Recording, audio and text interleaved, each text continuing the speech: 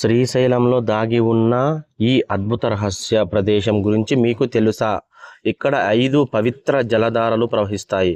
అదే పాలధార, పంచదార, దేవధార, రుద్రధార, జలధార అనే 5 ధారలు ప్రవహిస్తుంటాయి.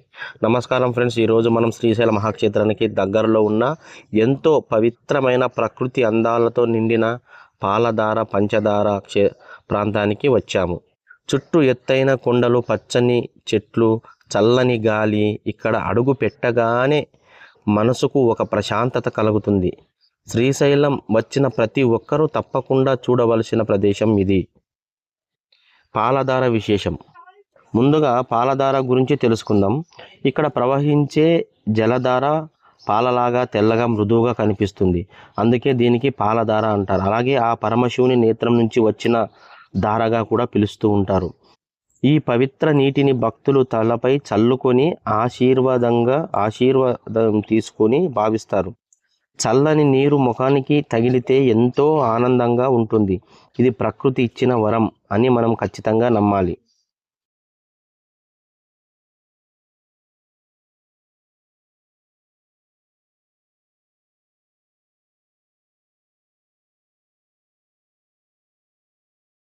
పంచదార అని పిలుస్తారు.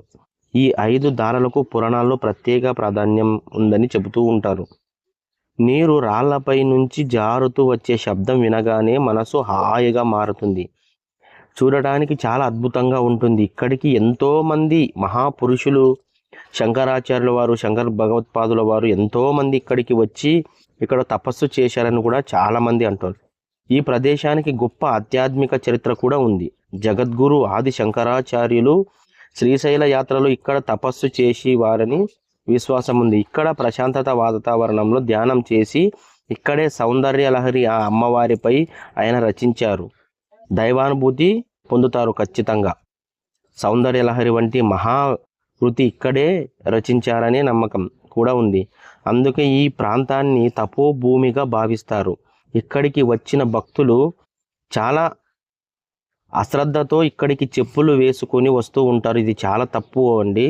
దయచేసి ఎప్పుడైనా ఈ క్షేత్రానికి వెళ్ళినప్పుడు చెప్పులు పైన వదిలేసి కిందికి రండి. ఇక్కడ ప్రకృతి అందాలు చూస్తే మళ్ళీ మళ్ళీ రావాలనిపిస్తుంది. చుట్టూ అడవి వాతావరణం, పక్షుల శబ్దాలు, చల్లని గాలి. ఇది కుటుంబంతో రావడానికి మంచి ప్రదేశం. ఫోటోలు, వీడియోలు తీసుకోవడానికి కూడా చాలా బాగుంటుంది. ప్రతి ఒక్కరూ ఖచ్చితంగా మనం శ్రీశైలం వెళ్ళినప్పుడు ఈ పాలధార, పంచదారకు, అలాగే సాక్షి గణపతి కానివ్వండి, ఇక్కడేనండి ఆ శంకరాచార్యుల వారు తపస్సు చేసి ఆ తల్లి పార్వతీదేవికి సౌందర్య లహరి రచించారు స్వామి. ఇక్కడ కనిపిస్తున్నవేనండి, చూశారు కదా, 5 ధారలుగా వస్తూ ఉంటాయి. ఎక్కడి నుంచి వస్తున్నాయి ఎవరికి తెలియదు, కానీ ఒక్కో దగ్గర ఒక్కో ప్రత్యేకత ఉంటుంది. అలా ఈ పాలధార, పంచదార కూడా చాలా ప్రత్యేకత ఉంది. శ్రీశైలం వచ్చిన వారు మల్లికార్జున స్వామి దర్శనం చేసుకున్న తర్వాత తప్పకుండా పాలధార, పంచదారకు రావాలి. ఇక్కడికి వస్తే భక్తి, ప్రకృతి, ప్రశాంతత 3 ఒకేసారి అనుభవించవచ్చు. జీవితంలో ఒక్కసారి తప్పకుండా చూడాల్సిన ప్రదేశం ఇది. ప్లీజ్ మీకు ఖచ్చితంగా ఈ వీడియో నచ్చినట్లయితే, కొత్తగా చూసే వాళ్ళైతే ఖచ్చితంగా సబ్స్క్రైబ్ చేసుకోండి.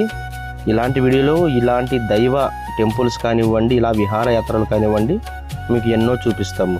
మేమైతే ఇక్కడ దర్శనం చేసుకుని ఇక్కడి నుంచి మేము శ్రీ లలితాంబిక పీఠం ఉంటుందండి. ఇక్కడ హటకేశ్వర స్వామి టెంపుల్ ఉంటుంది. అలాగే ఒక మహాభక్తుడు కుమ్మర కులానికి చెందిన ఒక పేదవాడు శ్రీశైలం వెళ్ళే భక్తులకు ఆయన అన్నదానం చేస్తూ ఉండేవాడు. ఒకరోజు అన్నం అయిపోయినంత ధాన్యం ఏమీ లేకపోతే ఆ పరమశివుణ్ణి ఆ కుండలోనే ఆయన ధ్యానించడంతో ఆ పరమశివుడు ఆ మల్లికార్జున స్వామి కుండలోంచే ఉద్భవించాడు.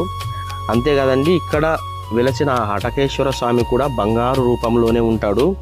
అందుకని హటకేశ్వర స్వామి అంటారండి. ఈ 3 క్షేత్రాలు దగ్గరలోనే ఉంటాయి. హటకేశ్వర స్వామి టెంపుల్, ఈ పాలధార, పంచదార, అలాగే పక్కన లలితాంబిక పీఠం ఉంటుందండి. చాలా పవర్ఫుల్ టెంపుల్. ఇక్కడ లలితాంబిక క్షేత్రం దగ్గర అయితే శ్రీచక్రం ఉంటుందండి. ఖచ్చితంగా ప్రతి ఒక్కరూ వ్యాపారం ఉన్న వాళ్ళు కానివ్వండి, నరదృష్టి ఉన్న వాళ్ళు కానివ్వండి, ఇక్కడ అమ్మవారి కుంకుమ శ్రీచక్రంపై పూజలు చేసి ఇస్తారు. ఖచ్చితంగా శ్రీశైలం వచ్చిన వాళ్ళు ఈ లలితాంబిక పీఠాన్ని కూడా దర్శించండి. నేను ఈ వీడియో తర్వాత ఆ వీడియో కూడా పోస్ట్ చేస్తాను. దయచేసి ప్రతి ఒక్కరూ ఆ వీడియో కూడా చూడండి. మేమైతే ఇక్కడ దర్శనం చేసుకొని వెళ్ళిపోతున్నాము. ప్లీజ్ అండి, ఖచ్చితంగా మీకు ఈ వీడియో నచ్చినట్లయితే ప్లీజ్ సబ్స్క్రైబ్ చేయండి, లైక్ చేయండి, కామెంట్ చేయండి. ఓం నమః శివాయ. ఇలాంటి వీడియోలు ఎన్నో మీ ముందుకు తీసుకు